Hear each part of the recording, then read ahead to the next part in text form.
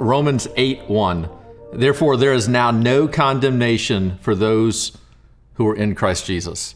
Look, mistakes happen, and we have to admit, with this refuel that goes out every single Monday through Friday, 7 a.m., no questions asked. So often, it's the very thing that kind of convinces me it's time to get out of the bed and start my day. And this morning, I noticed I didn't get a text.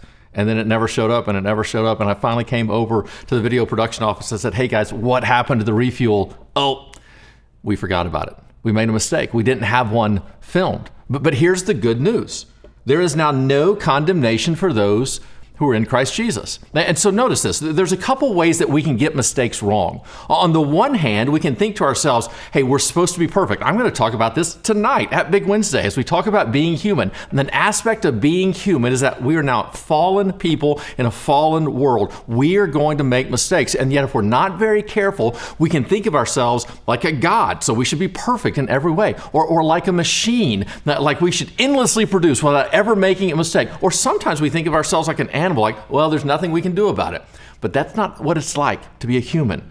What it means is that mistakes happen. We have to understand we're not going to be perfect. We are going to make mistakes. Sometimes the text is not going to go out at 7 a.m. It's going to go out at 4 p.m. And you know what? That's okay. There's no condemnation now in Jesus Christ because of what Christ has done for us. We live in that. But notice, while we have to appreciate that we're going to make mistakes, we can't then just excuse them and just go, well, that's just who we are. We're just animals. We can't help it. There's nothing we can do about it. No.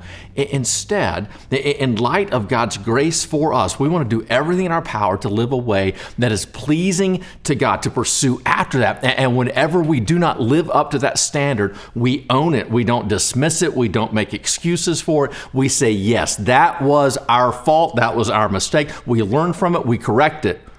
But then we're not defined by it.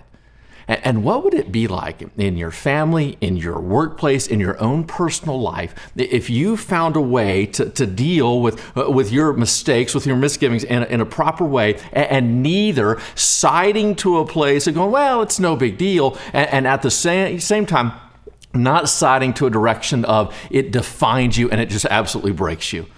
What would it look like if you allowed the grace of God to so penetrate your heart that you wanted to live up to a standard, you pursued after that in every way, but whenever you failed, you appreciated who you are, appreciated the grace of God, you own that failure, and then you just did the best the very next time? Look, this refuel didn't go out when it was supposed to.